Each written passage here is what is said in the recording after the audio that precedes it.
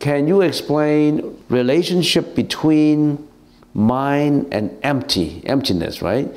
And does Buddha equals empty? Is it empty? Is that what empty?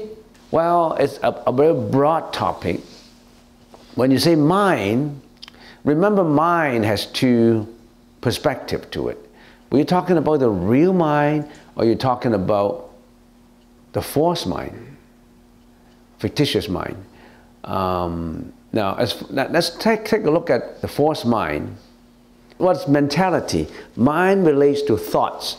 Thoughts originates from the mind. And every thought, once it's originated, is gone.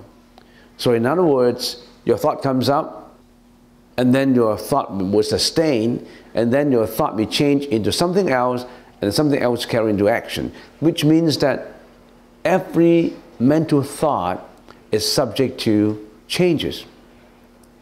Subject to changes. And every thought, once it has arisen, it keeps on changing. So a second ago, that thought, after 1 second, is not the same thought anymore. That means the thought itself is ephemeral. It's fleeting. It changes all the time. It's not eternity.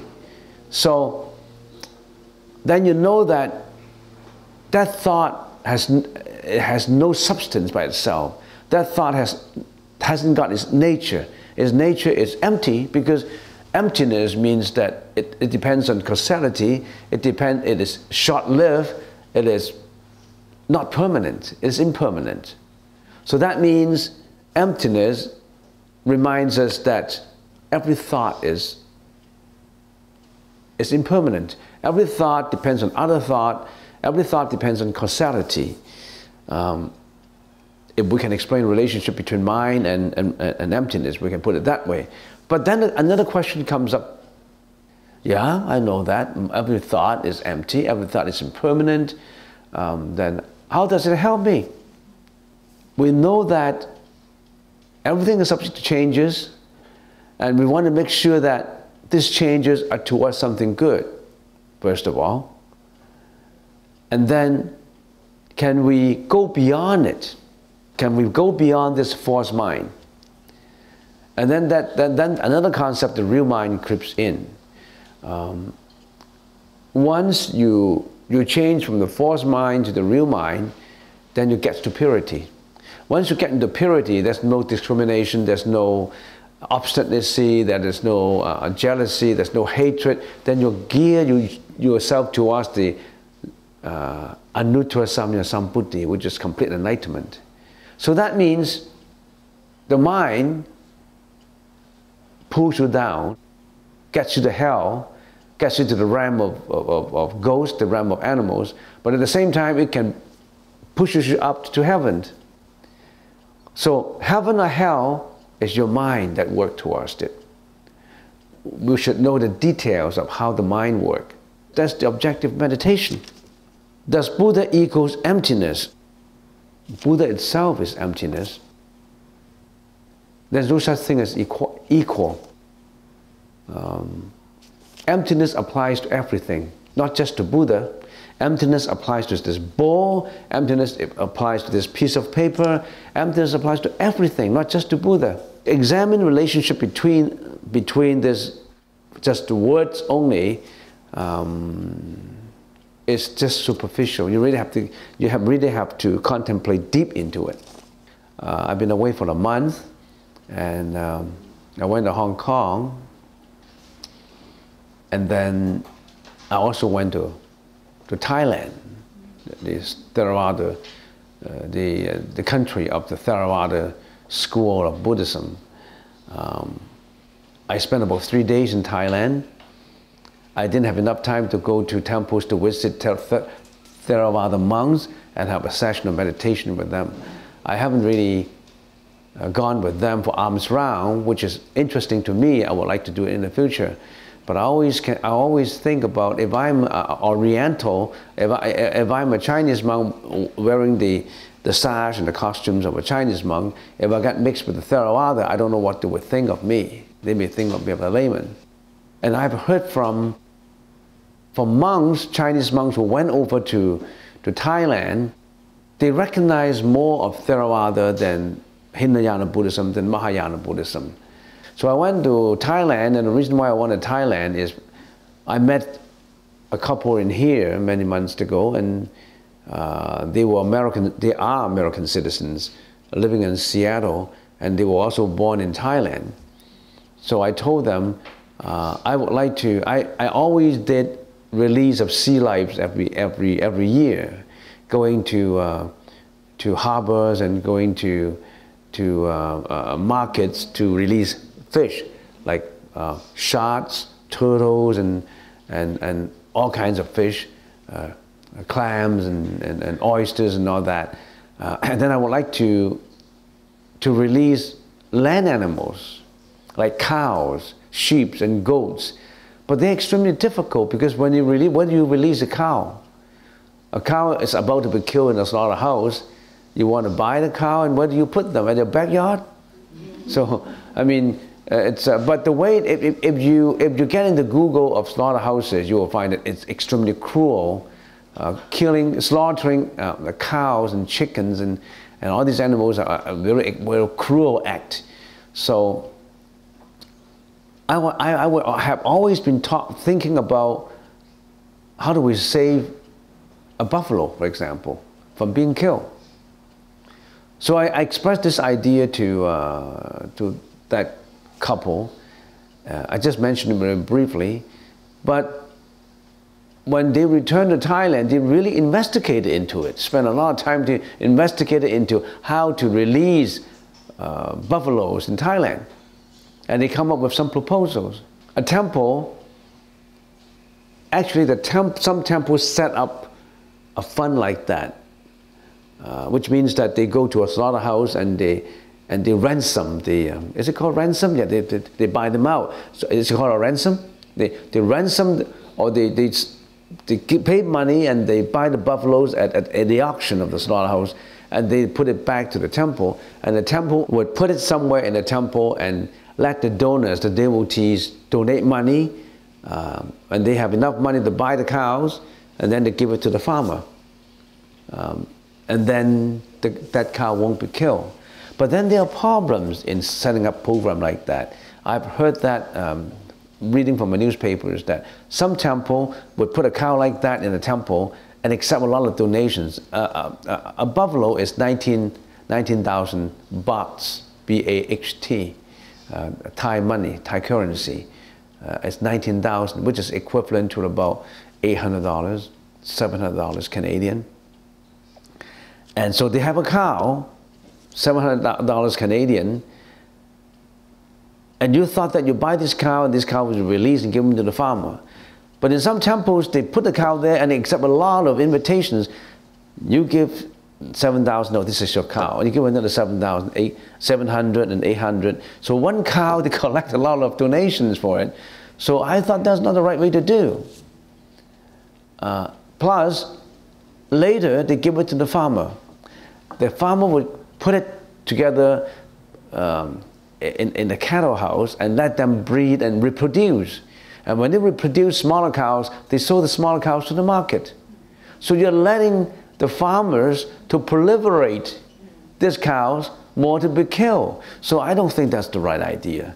So I went over there and actually talked to, I was about to have a meeting with some responsible persons in the temple, but then I changed my mind because that's not the way to release cows.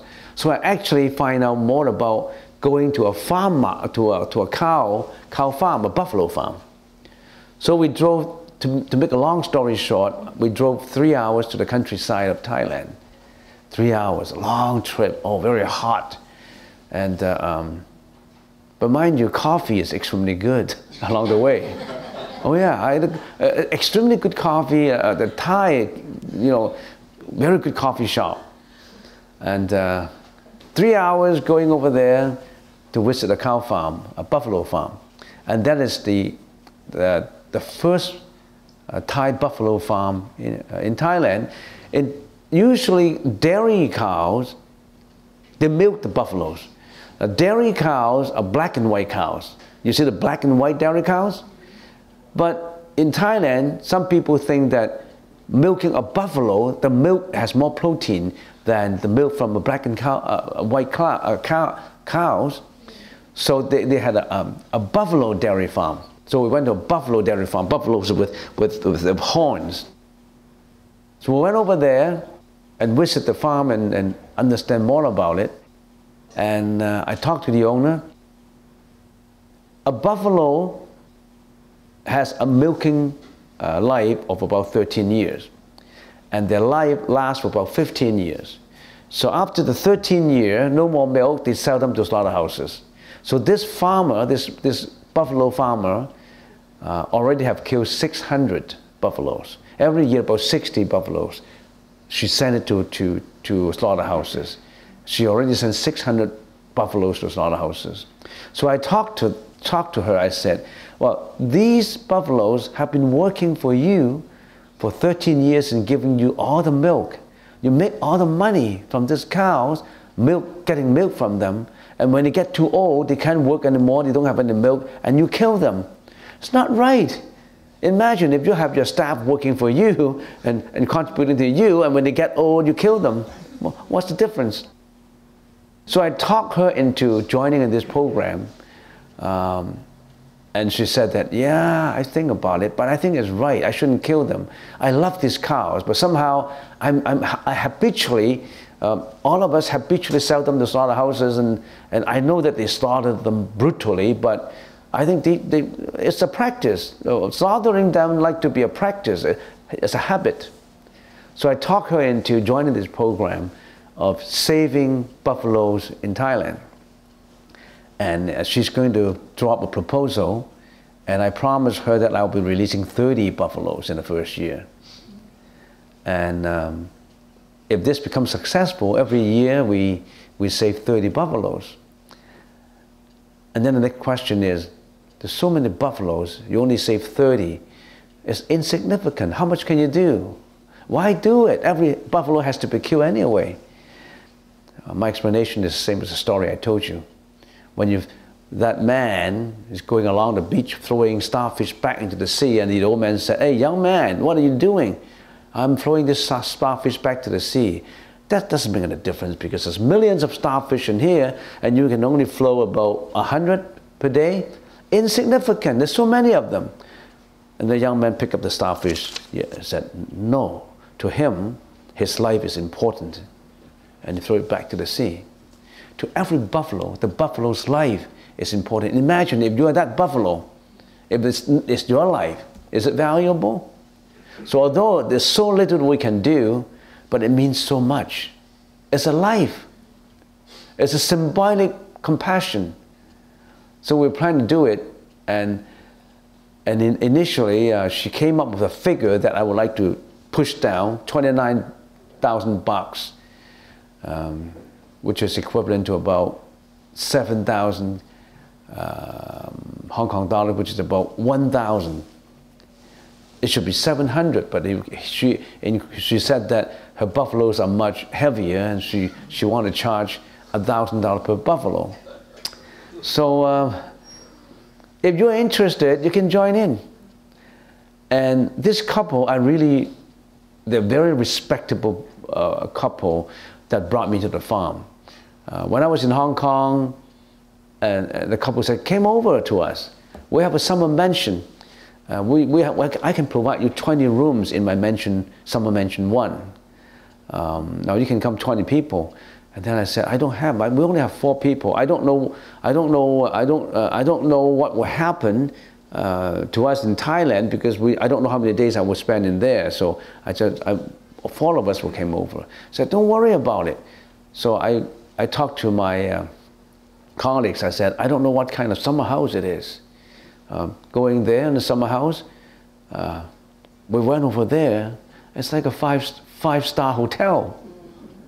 A ceiling 3 times high, and we live in a penthouse. It's so gorgeous. And we said, how do we pay you? You don't have to pay me a penny.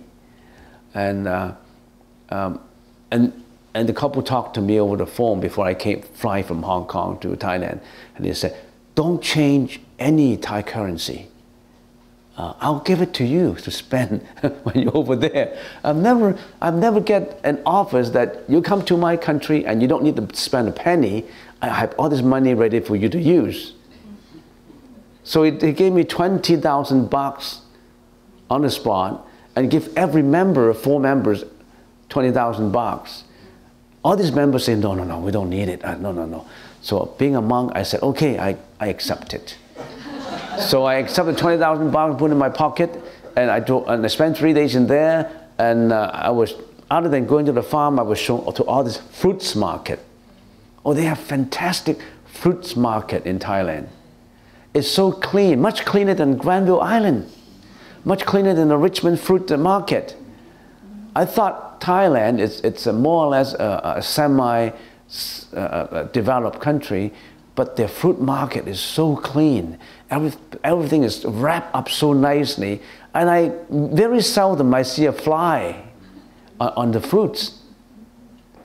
So I went over there, and then the couple said, hey, do you want to buy this and buy that? I said, no, I don't want to buy. Oh, yeah, get one. So I get a whole bunch of dry fruits and durians and mangoes and all that. And he paid for everything. So at the end of the trip, I said, here is 20,000 bucks. I didn't use a penny. So you pay for everything. I don't need to spend any money. So I give it back to him. So he said, next time, if our Save Buffaloes program in Thailand is successful, bring your devotees here. I said, how many should I bring? Well, you can bring 20 people. I have 10 rooms in here. Every room is about 1/4 of this size, which is quite big a room. And every room is ensuite. You can sleep, you can put 4 beds in there. And they have a huge dancing hall in the penthouse. And he is an international examiner for Latin dance. So he had 3 penthouse, he had 3 mansions and have 3 dancing halls. And if you want to get a teacher's certificate for teaching Latin dance, you got to come to him. He's the examiner for it. So I said, 20 people. Said, how much then should they pay? They don't have to pay a penny. Just come over. Or how about food? They don't have to pay for food. So then what do they pay? They pay for their own air ticket. But I said, yeah, but I would like to put a condition in there. Anyone who wants to save 2 cows, you can go. 2 cows is how many? 2,000.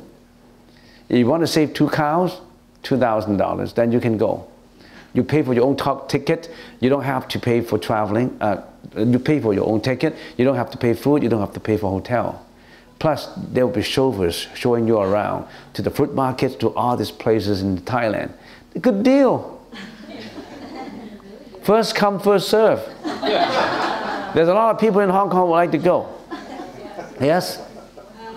What would the cows or the buffaloes do when they're in the wild? You know, I mean, You mean later? When after they've been saved, after they've been saved, yes. they just live in their retirement homes. And when they set up a retirement pasture for them, so every day it's just like they walk around, they didn't do anything, they have no more milk. They're all old ladies, you know. No more milk. Walking meditation. Yeah, they have no more milk, so they kill them. I said, don't kill them, just give them a retirement home to stay in. So that's their retirement homes. And that would be the first OH homes for retired buffaloes in Thailand. Would there be a vet there? Oh yes, because he already had a vet for all the others who were being milked. So it's very good. It's a very good environment. He's got a vet. They're already growing all these hundreds of buffalo, 300 buffaloes. It's just he put these old ladies aside to the retirement homes.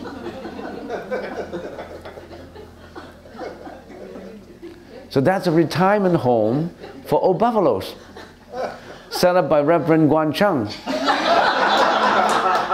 lead a walking meditation. Yeah. So, sir, are you going to lead the walking meditation then? Meditation for the cows? Yeah. Walking meditation. Walking meditation for the retired cows. Walking meditation, yeah, walking meditation. So if you're interested, if you save 2 cows, 2 buffaloes, then first come, first serve. Because there's so many people who would like to go. And it's a good deed. I mean, you're saving a buffalo. These buffaloes are beautiful buffaloes. They just kill them for meat when they get tired, when they get old. Render your symbolic compassion by saving 2 buffaloes. And maybe you can put them aside. I saved 2 buffaloes. I put 2 buffaloes in a retirement home. What is $2,000? Very minimal. Yes? Is this place near Bangkok? It is in Bangkok, 3 hours away from Bangkok City. And Bangkok is a place for Buddhism. Everywhere, the temple everywhere. And of course, when you go over there, we'll go to visit different temples. And it's interesting. But remember, our spaces are limited. And I think you're going to travel with me too. So you have more than me just as an interpreter. Of course, we have other interesting things that we have done. Food is fantastic. Durian and mango mixed with sticky rice. Oh, that's the best dish. Simple and delicious. And you have a lot of fruits, Thai fruits. And Thailand has so many waterways in Thailand. Canoes and canals and good food in Thailand. It's called the land with smiles. People invite tourists to go over there. Anyway, any questions? I'm just simplifying my whole trip, my saving buffalo trip, just simplified it for you. Yes? And what the duration would be this trip? What will be the duration next time? Yes. Maybe about, say, 5 days. 5, 6. At the maximum would be 6 days. Yeah. And it's a good opportunity for you to visit the Orient, and you pay for your own fare. But as I said, I really mean it. There's so many people who like to join. We only have, I don't want to go there, I don't want to go in a large group. It's too much trouble to go in a large group. Maybe 20 people, and I think they already have registered quite a few. But anyway, there's always a second trip. If you can't go this time, you go the next time. Don't let me disappoint you. There are a lot of people who like to go. Yeah. And when are you planning the next trip? 2 months later, July. I'm going back in July because I'm going back to the book fair. Every year I hold a book fair in Hong Kong, in which I will be in there. I have 2 booths displaying all the videos and books that I have written in Chinese. I wrote 5 books in Chinese, and I haven't written any in English. I would like to. If I have more time, I like to write more. So I like to write in English, but I haven't had enough time, but I plan to do that more and more. So my booth would show all those products that I have, show it to people of Hong Kong, and the book fair usually has participants of more than 1.6 million people in the 7 days. They have 14 floors of books. 1 floor is contributed to Buddhism. So they have 1 floor of Buddhist books. in English and in Chinese, and all these other floors of other books too. It's a book fair. It's the largest Oriental book fair in Southeast Asia, with a participant of 1.6 million people in the exhibition center in Hong Kong. I have joined that for many years already.